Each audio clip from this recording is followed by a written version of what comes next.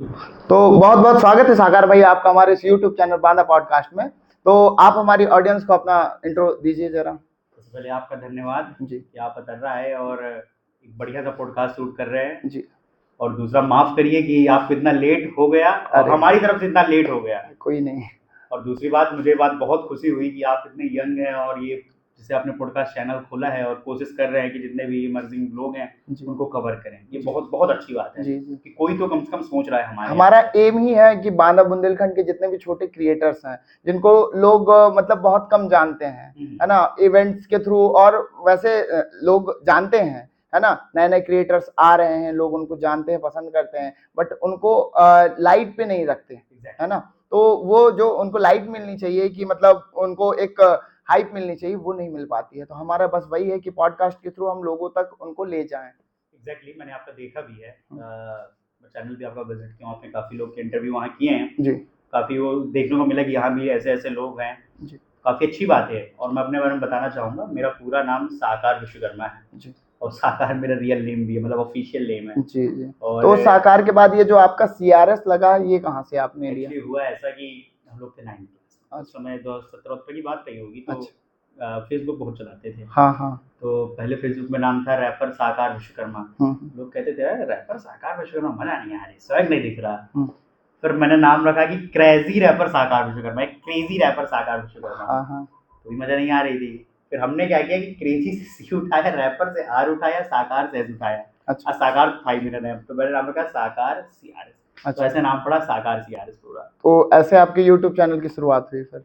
YouTube channel की शुरुआत ऐसी हुई कि शायद मैं 10th क्लास में था। हम्म तो उस समय फ़ोन वगैरह नहीं होते थे, लेकिन फेसबुक हम काफ़ी चलाते थे। कैसे चलाते थे, कीपैड का फ़ोन आता नहीं था, नोकिया C01, उसमें काफ़ी फेसबुक चलाते थे। हम्म तो एक बार अचानक ऐसे क्या हुआ कि मेरे एक दोस्त है निखिल कशवाहा, नैनी का। हम्म। तो वो आया मेरे घर, 9th क्लास की बात है। तो कह रहा, सकार भाई एक वीडियो शूट करते, गाना बहुत लिखते हो, रैप अच्छा लिखते हो। अच्छा। तो हमने एक बढ़िया सी वीडियो शूट करी, बस वही दीवार छप रही थी मेरे हाँ। दोस्त की। हम्म। तो उस वीडियो को डाला, तो जब मैंने उसमें कमेंट पढ़े, हमारे भैया लोग कमेंट किया, अरे इसको यूट्यूब पे डालो, ये करो वो करो। तब मुझे ऐसा लगा यार कि इसको यूट्यूब पे डालना चाहिए। हाँ। तो ऐसे ही एक चैनल बना लिया साकार सीआरएस नाम का, फिर यूट्यूब पे मैंने डाला, तब से अच्छा वो चल ही रहे हैं। अच्छा। भाई मेरा अगला क्वेश्चन आपसे ये है कि मतलब आपने रैप को ही क्यों चुना?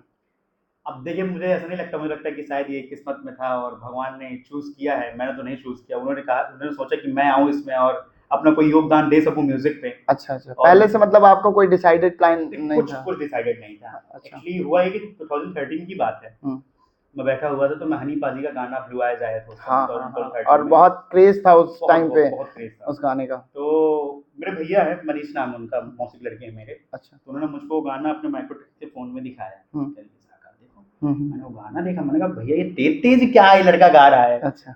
उन्होंने बताया कि ये जो हनी सिंह है, ये तेज तेज गा नहीं रहा, इसे रैप बोलते हैं। हाँ हाँ अरे यार, तो मेरे को बड़ा सरप्राइजिंग लगा। हाँ हाँ। और यार ये क्या नई है। तो वो पहला सब चीज थी मेरी जीवन की कि मैंने ब्लू आइज सुना, और ये नया वर्ड 3 अक्षर का मैंने भैया से सुना, हम्म रैप। हम्म। ये पहली शुरुआत है। फिर 9 अक्षर में हम हनी पाजी के बहुत गाने सुने। हाँ फिर हाँ। धीरे धीरे तो भैया हनी पाजी बिल्कुल बस गए पूरे। बस बिल्कुल जैसे बिल्कुल। ऑक्सीजनेटेड ब्लड होता है ना बॉडी में, इसी तरह हनी पाजी भी बस गए हैं। हाँ हाँ। और मुझे लगता है हनी पाजी ने ही मतलब इंडिया में जो रैप की असली एग्जैक्टली वो एग्जैक्टली। वाइब दी है, वो हनी पाजी ने ही दी हुई है। बिल्कुल और बिल्कुल बहुत सारे बिल्कुल। उनके फॉलोवर्स हैं। अभी हाल ही में उनका एक गाना आया हुआ है ना, तो उस पे भी मिलियंस में व्यूज, है ना, ये और गाना आया टॉप हुआ है। ट्रेंडिंग फर्स्ट पे वो गाना वो हो रहा था। एक्चुअली बात ट्रेंड ये है कर कि उनका जो फैन बेस है वो बड़ा कल्ट फैन बेस बहुत है। ही। कल्ट इसलिए है क्योंकि वो थोड़ा गट्स रखते हैं अपने बिल्कुल ऊपर। बिल्कुल। वो ये सोचते हैं, देखिए बाकी आर्टिस्ट होते हैं वो थोड़ा जैसे लेबल्स वगैरह हुए तो बन जाते हैं। हम्म अब लेबल्स ने कहा लव सॉन्ग चल रहे हैं, लव सॉन्ग्स ही बनाएंगे। हम्म। लेकिन हनी पाजी is the only one artist, और भी ऐसे आर्टिस्ट होंगे, बट डेफिनेटली मैं अपने पाजी की बात करता हूँ क्योंकि वो, उनको मैं गुरु मानता हूँ। अच्छा। तो मैं उनके लड़के जैसा हूँ, ये जी समझिए। जी। ठीक है। तो मैंने उनके अंदर एक चीज ये देखी है कि वो किसी प्रकार का कोई नया गाना, कोई नई वाइब, कोई नई जॉनर सब ट्राई कर लेते हैं। हम्म। कभी नहीं सोचते ये गाना चलेगा ना चलेगा। ये बिल्कुल ऑनर ट्राई, अब सोचिए कि ठोक के कहते हैं कि ये गाना चलेगा, बिल्कुल चलते हैं बिल्कुल। गाने। अभी उन्होंने भोजपुरी के साथ मर्ज हाँ, करके बनाया रागिनी हुआ है। विश्वकर्मा एक लड़की है, उसे कितना बिल्कुल बेहतरीन बिल्कुल गाना था। बिल्कुल, बहुत ही बेहतरीन बहुत गाना। बेहतरीन गाना था तो वो। अब आप हमें ये बताइए कि आपकी जर्नी की मतलब असली शुरुआत कब से हुई है? मेरी जर्नी की असली शुरुआत वही मैंने जो 2013 बताया, वो पहला पॉइंट था जब मैं रैप शब्द से इंट्रोड्यूस हुआ। अच्छा फिर मैं 6th क्लास में था, तो मैं दो दोस्त मिलके हमने गाना लिखा ताजमहल की फरारी, क्योंकि हनी पाजी की अपने व्हाइट लैम्बोर्गिनी देखी थी ब्लू आई सॉन्ग में, तो हमने ऐसे लिख दिया ताजमहल की फरारी। अच्छा।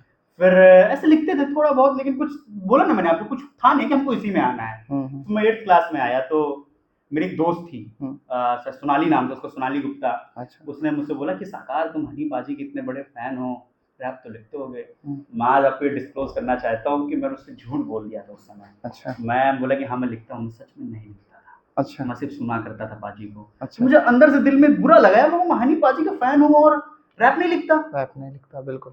फिर 8th क्लास खत्म हुई, मेरे दिमाग में इतनी बात चली, फिर मैंने एक गाना लिखा क्लब टाइप का, क्योंकि हम उस समय यही गाने सुनते थे, हनी पाजी क्लब वगैरह वाले। फिर जब 9th क्लास में पहुंचा, मैंने सोनाली को गाना सुनाया, कागज लेकर सोनाली ने देखा, अरे क्या गाना है। फिर मैं 9th क्लास में थे हम लोग, तो मैम हमारी जो रोहिणी मैम, वो जैसे होता नहीं है सैटरडे में हिंदी के टीचर इंग्लिश के टीचर का जब कोई पोएम लिख के आएगा, अच्छा। तो हम लोग पोएम लिख के लाते थे, और हर बार भी फर्स्ट प्राइज पाता था। धीरे धीरे धीरे धीरे फर्स्ट प्राइज पाते पाते वो बिल्कुल सब तीनों सेक्शन में नाम हो गया। फिर आए 11th क्लास में, तो थोड़ा प्यार मोहब्बत में फंसे, तो थोड़ा दिल टूट गया। तो फिर 12th क्लास के बाद 12th क्लास में दिल टूटा। अच्छा। तो 12th क्लास के बाद फिर ये लगा, जैसे होता है ना आपको इमेच्योर होता है आदमी, हाँ हाँ बिल्कुल, 17-18 साल की उम्र बिल्कुल में, बिल्कुल। तो उसको ये लगता है कि बस सामने वाले से बदला लूं। तो मैंने भी कई साल अपने बदले में बहुत सारे ऐसे गाने रिलीज किए, तो वहां से मेरी जो रिटन स्किल थी ना, बहुत इंप्रूव हुई उस चीज से। अच्छा। तो उस लड़की का जाना बिल्कुल सही रहा। अब तब से लेकर 2020 के बाद से तब तक तो रैप कर ही रहे हैं, लिख ही रहे हैं। अच्छा, मतलब एक फनी उस पे है क्वेश्चन आपसे मेरा, कि मतलब जैसे कि आपने बोला कि हाई स्कूल के टाइम पे मेरा दिल टूटा, है ना? हाँ, अच्छा 12th के टाइम पे। तो आपको नहीं लगा कि अब मुझे यार रैप, मतलब क्या होता है ना कि जब मोस्टली लोग उदास होते हैं या मतलब कहते हैं कि यंग लोगों का दिल टूट जाता है, तो वो मोस्टली सैड सॉन्ग सुनते हैं। तो आपको नहीं लगा कि आप रैप से सैड सॉन्ग की तरफ या मतलब लव सॉन्ग वगैरह की तरफ मतलब मूव करें? एक्चुअली हुआ क्या, देखिए मैं बताता हूँ। हुआ, देखो मैंने एक चीज, ये मेरा जो नेचर है, मेरा नेचर थोड़ा सा विग्रस है। अच्छा। तो विग्रस का सेंस होता है बिल्कुल तहस नहस करने वाला। तो मैं काफी सुधर गया हूँ। हमारी एक दोस्त है रिया द्विवेदी, अच्छा। उसने मेरा बहुत सहयोग किया है जीवन में हमेशा, और अभी वो सहयोग करती है। तो मैं उसकी बातों, जैसे आपके जीवन में कोई एक इंसान होता है ना, बिल्कुल, जो आपको मतलब मजबूत करता है, आपको लगता है कि भगवान ने इसको मेरे लिए भेजा है। बिल्कुल बिल्कुल। तो वो बहुत अच्छे इंसान है, उससे मैंने सीखा, तो मेरा नेचर काफी सही हो गया। तो आप कहेंगे जैसे कि मैं सैड सॉन्ग की तरफ जाऊँ, मैं उस समय बहुत ऐसे सैड सॉन्ग सुनता था। अब आप कहेंगे मैं रैप नहीं को घुस गया, सैड सॉन्ग भी लिख सकता था, मैं सॉन्ग्स भी लिखता था, फिर रैप भी बहुत लिखे हैं ऐसे। फिर लेकिन लोगों को जो पसंद आता गया, मैं वही करता गया। अच्छा, बस यही रहा। अच्छा भाई, मेरा मैं अच्छा थोड़ा सा कट करो, बस वो कटना चाहिए, रोक दीजिए बस, फिर रिज्यूम कर दीजिएगा थोड़ा। अच्छा भाई, जैसे कि लोगों के मन में एक डर होता है कि हम गाना गा रहे हैं, है ना, रैप गा रहे हो, आप कोई भी चीज कर रहे हो, है ना, लोग शायरी करते हैं, लोग कविता लिखते हैं, लोगों के मन में एक डर सा होता है कि मतलब यार मैं इसको एक किसी मंच पे रखूंगा तो लोगों को अच्छा लगेगा या लोग मेरी हंसी उड़ाएंगे। तो आपको स्टार्टिंग जब आपने फर्स्ट मंच फेस किया होगा, तो आपको ऐसा कोई डर था? तो डर, मैं आपको डर की बात बताता हूँ। जब मैं परफॉर्म करने जाता था, तो मेरे लेफ्ट वाला पैर पूरा कांपता था। अच्छा। माइक स्टेज में देखो पैर कांप रहा होता था। हाँ। तो लेकिन मैं एक बात सच्ची आपको बताता हूँ, मुझे हमेशा ये महसूस हुआ है कि म्यूजिक मुझको चाहता है कि मैं म्यूजिक में आऊँ। मुझे आज भी महसूस होता है, मतलब भगवान मेरे जीवन में कोई इंसान भेज दे, कोई बुरा इंसान हो, सब दूर चले जाते हैं। भगवान कहता है कि नहीं, you should have to work, तुम्हें काम करना पड़ेगा। ऐसे ही रहा। तो डर तो बहुत लगता था मुझे पहले, लेकिन बस ये था कि यार मैं ये स्कूल टाइम ये ना सीखा ना, तो मैं जब कॉलेज टाइम जाऊंगा तो कैसे वहां कुछ कर पाऊंगा। अब मेरा ये था ना कि थोड़ा नाम कमाना है, साकार सियारस रैप करता है, ये था हमेशा से ऐसा लगा। अच्छा, डर को मैंने ओवरकम किया ना। मैं एक आपको बात बताता हूँ। मैं स्कूल में था, मॉर्निंग असेंबली होती थी, तथागत का पढ़ा हुआ हूँ मैं, इंग्लिश मीडियम का। अच्छा। मॉर्निंग असेंबली होती थी, मैं वहाँ पार्टिसिपेट करता था स्पीच बोलने में। तो मैं स्पीच कम बोलता था, रैप ज्यादा करता था। तो ये एक मेरा तरीका था कि मैं स्पीच के चक्कर में रैप करूंगा स्टेज में, और अपने अंदर वो ताकत को लाऊंगा कि मैं स्टेज में कर सकता हूँ। तो मैंने ये तरीका ढूंढा। अच्छा, और कॉलेज के आपके जो मतलब फ्रेंड्स वगैरह रहे होंगे, स्कूल के फ्रेंड्स वगैरह, उनको अच्छा भी लगता रहा होगा? अरे वो बहुत सपोर्ट करते थे। मेरे जीवन में दोस्तों का बड़ा योगदान है। हाँ। बहुत सपोर्ट किया। तो आप हमें ये बताइए कि मतलब आपने अपना यूट्यूब चैनल, इंस्टाग्राम और ये सब कब से स्टार्ट किया? एक्चुअली मैं आपको बताऊं, मैं यूट्यूब तो वही 2020 के स्टार्ट है, और गाने में डालता था, लोगों को पसंद आते थे, और कोशिश मैंने हमेशा ये की है कि मैं क्वांटिटी पे ध्यान नहीं देता। अच्छा। मेरे तो अच्छी क्वालिटी होनी चाहिए। और सबसे बड़ी बात जो मैंने हनी पाजी से सीखा कि हर बार पिछले गाने से नया गाना डिफरेंट होना चाहिए, यूनिक होना चाहिए। बिल्कुल। ये सिर्फ मैं इसलिए नहीं सोचता हूँ, ये मेरी मतलब मैं आपसे बिलीव करूँ, मैं गाने बना भी लेता हूँ ना भैया, तो भी मैं रिलीज नहीं करता। अंदर लगता है यार स्पार्क नहीं आ रहा, क्यों रिलीज करूँ इस गाने को। तो बस ऐसा रहा, और अभी तक रिलीज किया। फिर अभी हमारा रिसेंटली गाना तेरा मेरा शहर आपने सुना होगा, बहुत बूस्ट किया वो गाना। हमारे प्रद्युमन भैया हैं बांदा का अपना बांदा पेज का ऑफिशियल, उन्होंने इस गाने को शेयर किया, काफी उसमें 8-9 लाख व्यूज गए। तब से लोगों का बहुत प्यार मिल रहा है पिछले 6-7 महीनों से। अच्छा, अभी आप मतलब मेन ज्यादा एक्टिव किस पे हैं, यूट्यूब पे, इंस्टाग्राम पे या फेसबुक पे? अच्छा, आप ऐसा कहें कि मैं एक्टिव किस पे हूँ, तो देखिए मैं यूट्यूब पे गाने डालता हूँ 3-4 महीनों के अंदर। वो मैं आपको चक्कर बताया नहीं कि मैं क्यों इस तरह डालता हूँ। और फिर दूसरा इंस्टाग्राम पे मैं मेनली पूरा एक्टिव रहता हूँ। अच्छा। हर दिन की वही पूरी सारी अपडेट रहती है, गाना बन रहा है, लिरिक्स लिख रही है या कुछ भी होता है, इंस्टाग्राम पे मैं टोटली एक्टिव रहता हूँ। तो आप हमें अपनी गाने की जो टीम मतलब है, आपकी जो टीम है, तो उसके बारे में कुछ बताना चाहेंगे कि आपके लिरिक्स कौन लिखता है, कंपोज कौन करता है, कि रैप तो आप ही गाते हैं? मैं आपको ये बात बताए दे रहा हूँ कि अतर्रा मेरे शहर के पहले, अतर्रा मेरा शहर is the only first song जिसको मैंने बांदा पे रिकॉर्ड किया है, दी म्यूजिक प्रोडक्शन पे, दी म्यूजिक स्टूडियो पे। अच्छा।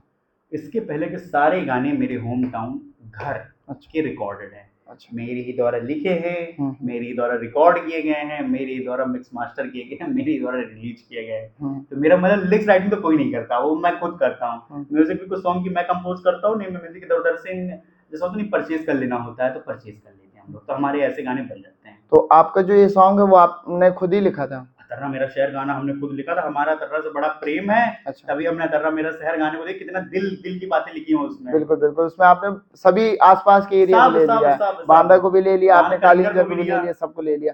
तो मतलब आपने अभी बताया कि मुझे एक वाइब नहीं आती है जब तक किसी सॉन्ग में, है ना? तो आपको ऐसा इस सॉन्ग में ऐसी वाइब लगी कि मतलब यार मुझे इसको कहीं जा करके रिकॉर्ड करना चाहिए, क्योंकि जैसा आपने बताया कि और जितने सॉन्ग होते थे, एक्चुअली होता ये ना भैया कि जब आप कोई बहुत अच्छा गाना लिखते हो तो आपको पता नहीं होता ये गाना हिट है। बिल्कुल। तो आपको एक साइड डर लगा होता है, यार ये इमेच्योर गाना तो नहीं लिख दिया मैंने। सोचिए जब मैंने तेरा मेरा शहर लिखा होगा, तेरा मेरा शहर बांदा मेरा, तो आदमी क्या है बना दिया ये कोई गाना होता है तेरा मेरा शहर बांदा मेरा जिला। फिर जब मैंने 2-3 भाई लोग को सुनाया, वो कह रहे भाई क्या गाना है, तो मैंने थोड़ा कॉन्फिडेंस आया, कह रहे यार सच में अच्छा लिखा हूँ मैं।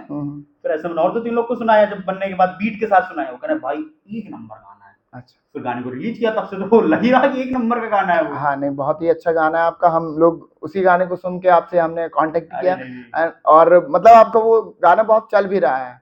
हमने अपने गांव में भी देखा और आसपास में भी देखा कि लोग उसको सुनते हैं और बिल्कुल गाते भी हैं। और रैप का तो मैंने बताया ना कि हनी पाजी के बाद अभी थोड़ा सा रैप का वो डाउन हो गया था क्रेज, बट अभी जब उनका भी एक लेटेस्ट सॉन्ग ये जो आया हुआ है, तो उसके बाद फिर से रैप का एक दौर सा आने वाला है ना? बस अब नेक्स्ट। तो भाई अब मैं आपसे ये जानना चाहूंगा कि आप जो एक रैप लेके आते हैं, है ना? हमें भी पता है कि एक वीडियो लाने में, एक सॉन्ग लाने में बड़ी मेहनत लगती है ना? तो मैं आपसे ये जानना चाहूंगा कि एक रैप सॉन्ग तैयार करने में आपको कितनी मेहनत लगती है, क्योंकि जनता तो यही देखती है कि यार ये 3 मिनट का सॉन्ग है, ज्यादा से ज्यादा कितना 10 मिनट में कंप्लीट हो गया होगा, बट ऐसा नहीं है ना? जो कलाकार हैं, जो वो हैं, वो इतनी मेहनत करते हैं। मैं आपको बताऊं, हमने एक बार एक रील रिकॉर्ड की थी, ओनली 30 सेकंड की रील, और उसको रिकॉर्ड करने में, उसके एंगल्स में, हर चीज में हमको 30 मिनट से ज्यादा लग गया। तो अब आप बताइए। मैं आपको भाई बताऊं, मेरे को कभी ऐसा महसूस नहीं होता कि मैं मेहनत करता हूँ। अच्छा। जब हमने स्टार्ट किया था, आप बिलीव नहीं करेंगे, मेरे घर में फोन नहीं होता था। मेरा एक दोस्त था क्षितिज का। अच्छा। वो अपना फोन मुझे दे के जाता था। अच्छा। तो मैं उसके फोन से चुपके से वीडियो बनाता था घर में कि मम्मी को पता ना लगे, तो करता था। तो कभी एहसास ही नहीं होता कि यार बहुत कोई कैमरा से वीडियो बनवाएंगे, कुछ ऐसा करेंगे, हमको तो ये तक जो है बस रिलीज करो गाना, बस खुशी थी उसमें। हाँ। और आज क्या होता है कि अब जैसे कोई गाना बना, उसका म्यूजिक रेडी किया, फिर हम हैं, हमारे अतुल भाई हैं जो हमारी टीम के मैनेजर हैं, वो पूरा मैनेज करते हैं हमारी टीम को।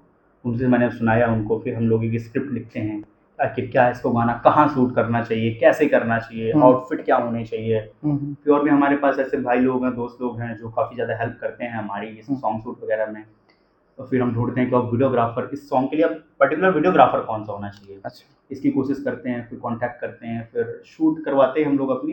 तो कम से कम आप अंदाजा नहीं लगाएंगे, यदि मेरा गाना ऑडियो बन गया है ना, तो मुझे वीडियो बनाते बनाते और प्रमोशन करते करते 1 महीना।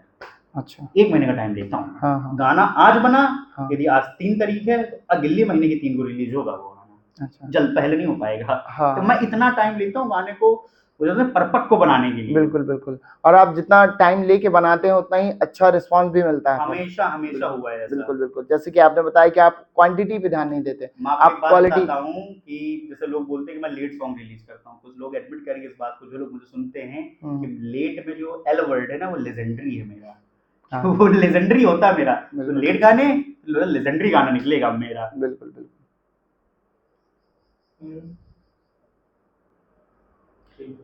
तो भाई बांधा तर्रा की मतलब ऑडियंस को एक हिट सॉन्ग, हिट रैप देने के बाद अब आपके नेक्स्ट प्लान्स क्या हैं? अब आप कौन सा मतलब नया सॉन्ग लेकर के आ रहे हैं? एक मतलब क्या है ना कि लोगों के मन में अगर आप पहले से बता देंगे तो उस चीज को लेकर के वो रहेगा कि नहीं भाई का पिछला सॉन्ग इतना बढ़िया आया था तो नेक्स्ट सॉन्ग और बढ़िया लेके आएंगे भाई। देखिए मेरा प्लान ये है कि अच्छी क्वालिटी के गाने रिलीज हो। अच्छा। दूसरा मेरा प्लान है कि लोग तो मुझे हमेशा समझते आए हैं, इतने समय से कभी मुझे आज तक इतने सालों में इररिलेवेंट नहीं फील हुआ कि मैं इररिलेवेंट हूँ। अच्छा। सोचिए गाना इतने महीनों बाद में रिलीज करता हूँ तो भी वही एक्साइटमेंट होती है सबके अंदर। मेरा प्लान ये है कि मैं ये चाहता हूँ पर्सनली, मेरी मैनिफेस्टेशन है ये कि मुझे अगले 1 से 2 साल के अंदर पूरी तरह से बूम करना है।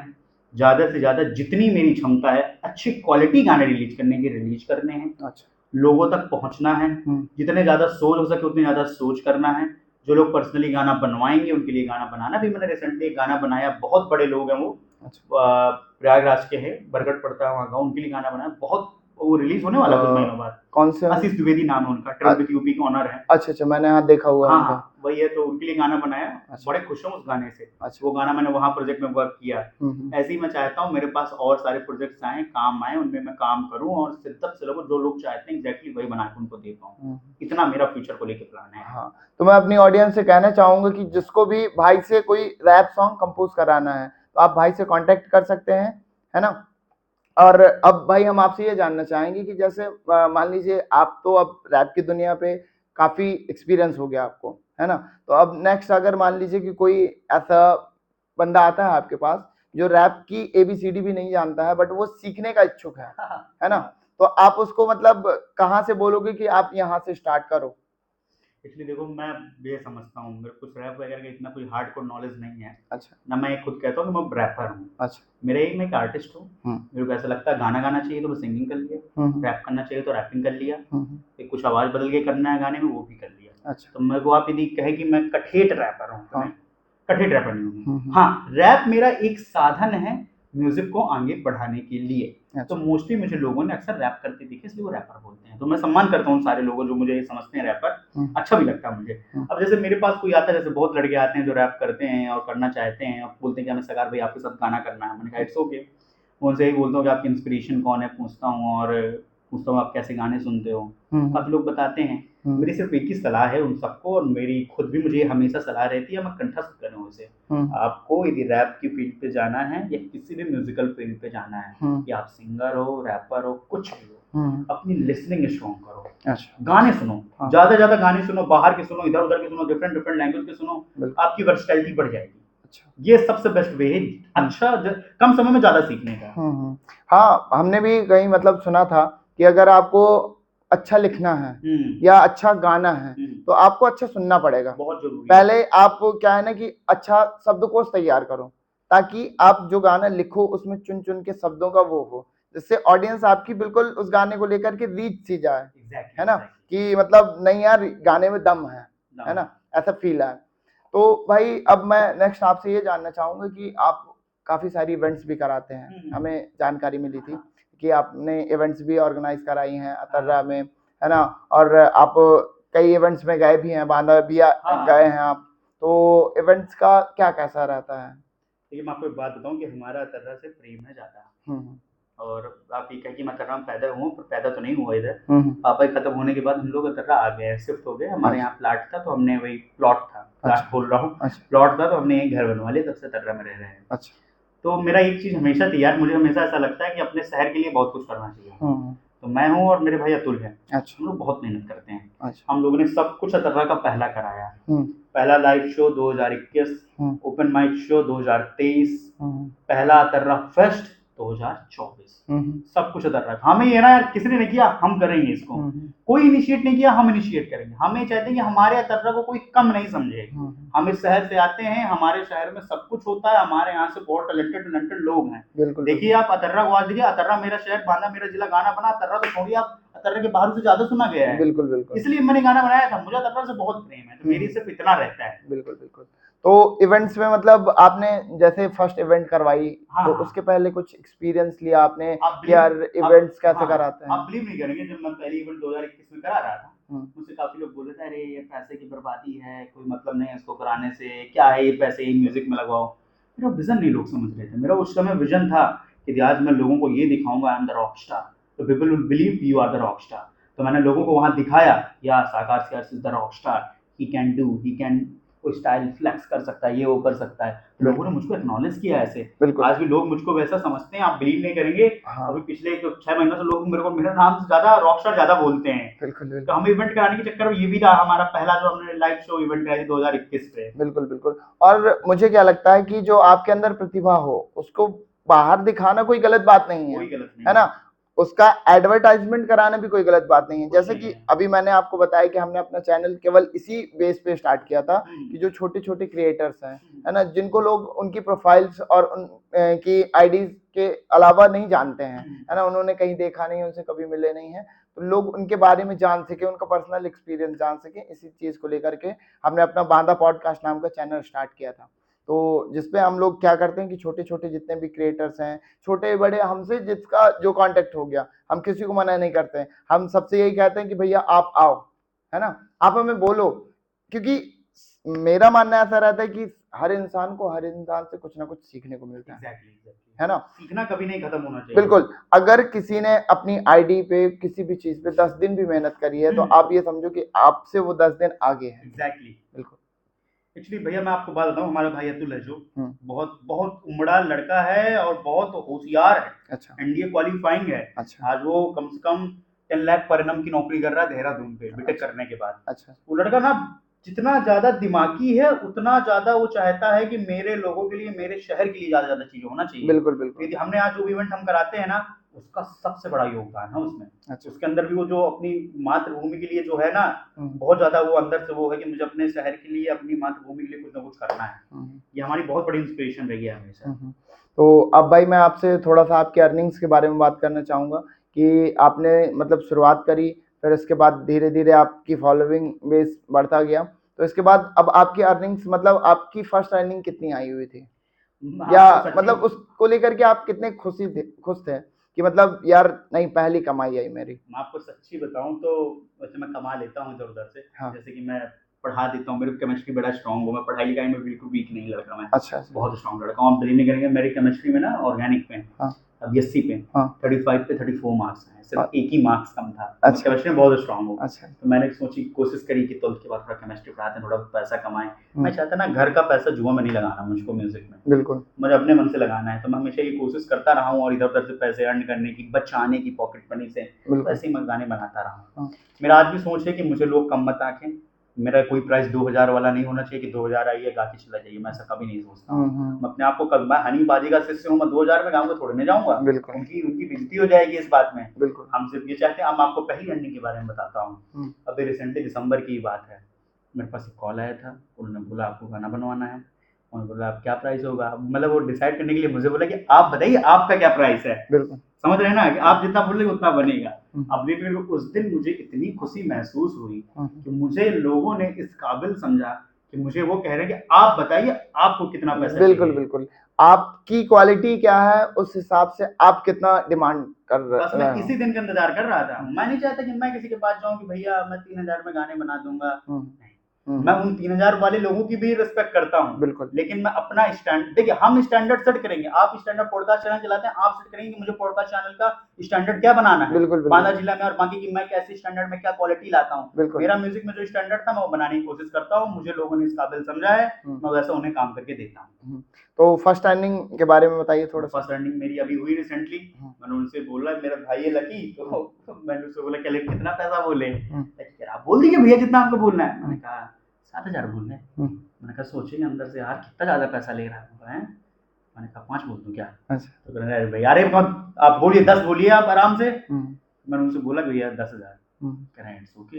इतनी खुशी अंदर महसूस कर रही है यार कि लोग हमें 10,000 देने को एक गाने के लिए रेडी है। अच्छा। बहुत बड़ी बात होती है भैया कि आप एक 3 मिनट के गाने के लिए आपको कोई 10,000 दे रहा हो। बिल्कुल बिल्कुल। तो वो दिल खुश हो गया। तो वो गाना किसके लिए कंपोज किया आपने? वो गाना जल्द आने वाला है, अभी मैं अनाउंस करूंगा। बहुत ही वो यूनिक गाना है। अच्छा। उस गाने मैंने फर्स्ट पार्ट उसका अलग रखा है, सेकंड पार्ट अलग रखा है, गाना एक ही बनाया हूं। अच्छा। बहुत यूनिक गाना, 2 महीने काम किया उस गाने पे। हाँ, तो मैं अपनी ऑडियंस से कहना चाहूंगा कि भाई का नेक्स्ट सॉन्ग जल्दी ही आने वाला है, तो आप लोग भाई के चैनल पे जाकर के, भाई के इंस्टा हैंडल पे जाकर के उस गाने को सुन सकते हैं और ढेर सारा अपना प्यार दे सकते हैं। तो भाई मतलब अभी तक आप थोड़ा सा कितनी अर्निंग कर चुके हैं? मैं से आपको क्या बताऊं कितनी अर्निंग कर चुका हूं, और मैं आपको ऐसे बता तो सकता कितने नंबर पढ़ने का। देखिए मेरे यूट्यूब से कोई पैसा आता नहीं है, ना इंस्टा उनसे सोशल मीडिया कुछ नहीं आता। अच्छा। मैं बिलीव भी नहीं करता है। हाँ, मेरे को नंबर्स पे कोई फर्क नहीं पड़ता है। अच्छा। मैं मानता हूँ मेरी जो काबिलियत है ना वो सोशल मीडिया के फॉलोवर्स, यूट्यूब के सब्सक्राइबर्स ने डिसाइड करेंगे। अच्छा। कभी नहीं, मैं वो वाला आदमी नहीं हूँ कि जो नंबर्स के पीछे हो कि यार इसके यार 2 लाख हैं फॉलोवर्स, इसको यार ज्यादा पैसा देना चाहिए, ज्यादा ही नहीं, कभी नेवर।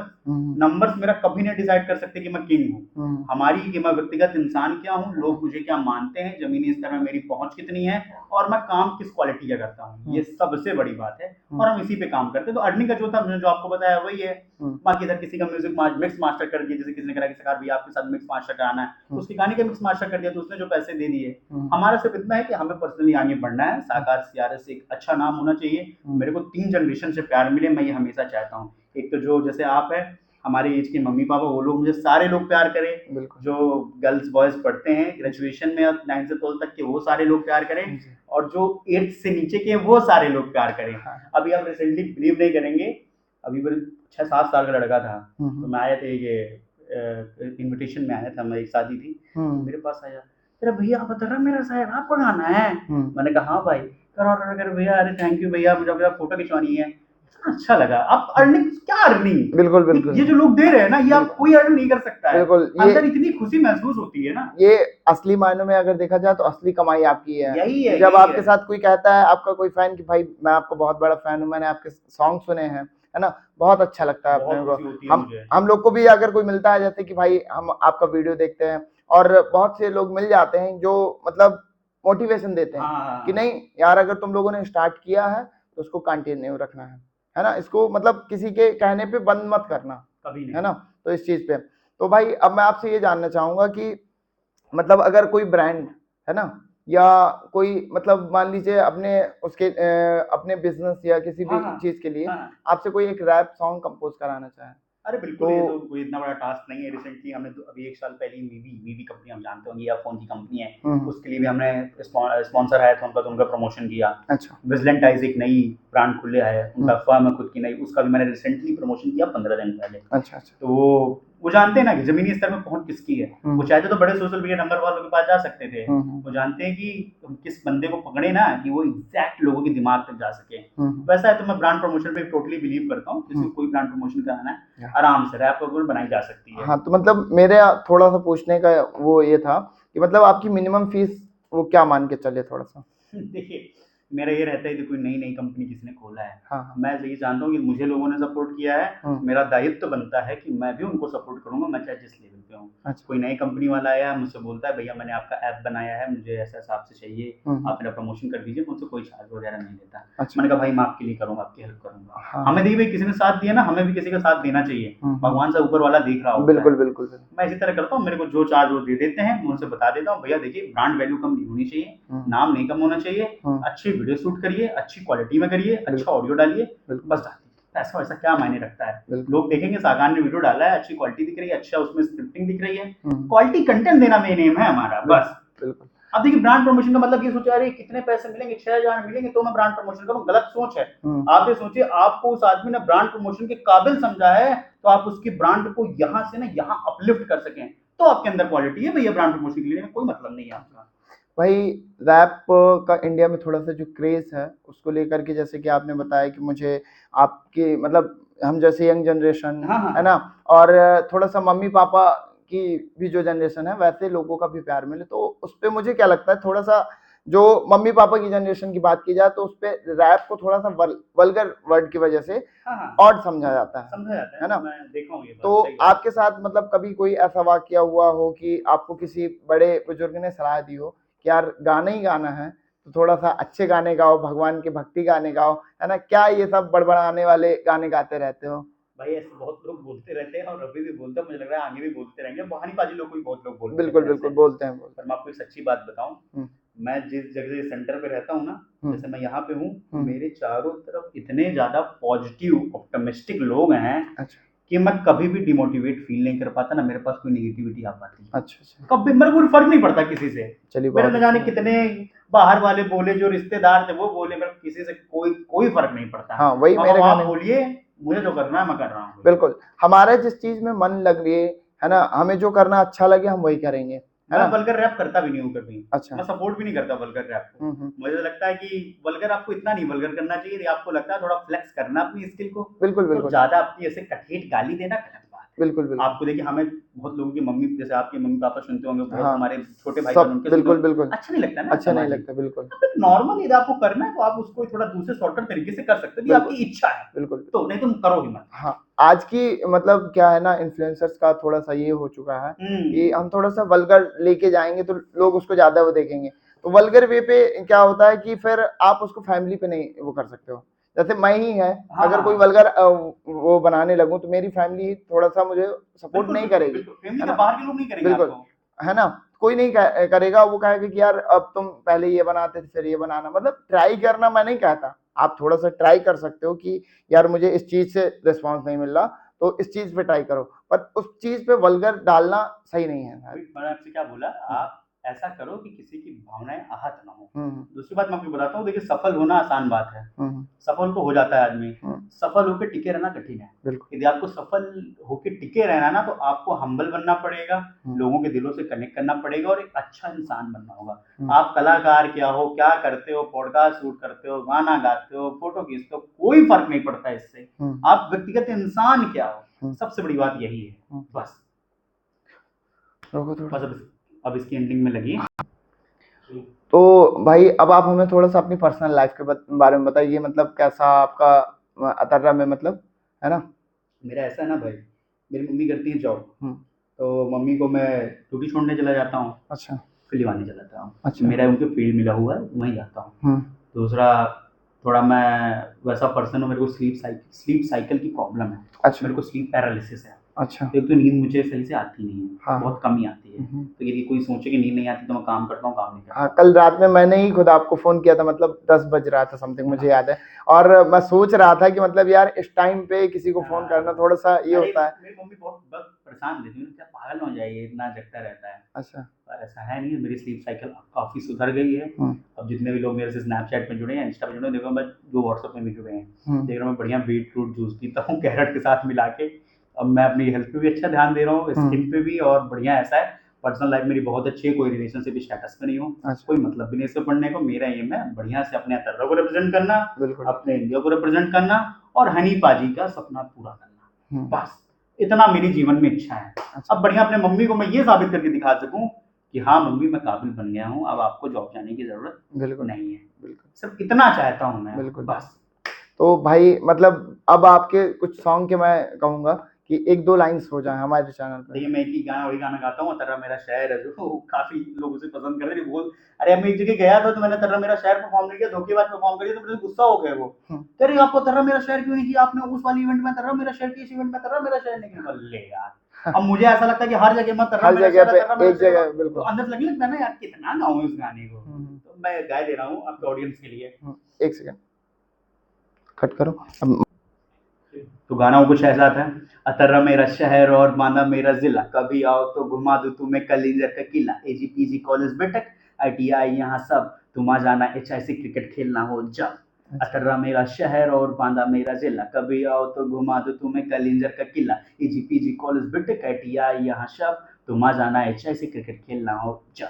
अच्छा भाई, मैं एक चीज और पूछना चाहूंगा, आपने उसमें अपने कुछ दोस्तों के नाम भी शायद ऐड किए हैं। नोटिस किया? हाँ हाँ, मैंने उसको पूरा सुना और मतलब उसमें नेम से मुझे याद आया कि यार मतलब या तो भाई ने हो सकता है कि अपने भैया बहन किसी के लिए बनाया हो, फिर याद आया कि यार भैया बहन तो ठीक है, भैया बहन ये रिक्वायरमेंट नहीं करते, बट दोस्त रिक्वायरमेंट करते हैं, है ना। मुझे बहुत खुशी है कि आपने ये बात नोटिस करी है। बहुत बहुत खुश हूँ मैं। हाँ, तो मतलब आपने उनको जो ऐड किया तो वो उनकी रिक्वायरमेंट पे ऐड किया था कि आपको? कभी नहीं। अच्छा, कभी नहीं, मैंने उन सबको सरप्राइज किया गाना डाल के। अच्छा, अरे अभय, अरे शिवांश, अरे इसका नाम है, वो बड़े खुश हुए। ये मैंने सरप्राइज किया उन लोगों को, डायरेक्ट उनको मैंने एक बड़ा क्रेडिट दिया अपने लाइफ का, उनको गाने पे मैंने नाम दिया अपना। ये मैंने बताया नहीं था उनसे, उनकी कोई रिक्वायरमेंट थी। अच्छा, मैंने खुद किया है। अच्छा, उनको आपने सरप्राइज दिया, मतलब सरप्राइज दिया उनको, सरप्राइज कर रही हमारा भी नाम है। अच्छा, तो चलिए दोस्तों, अब भाई से मिलकर हमें बहुत अच्छा लगा, और भाई ने हमारे लिए एक कीमती वक्त निकाला, उसके लिए उनका बहुत बहुत धन्यवाद।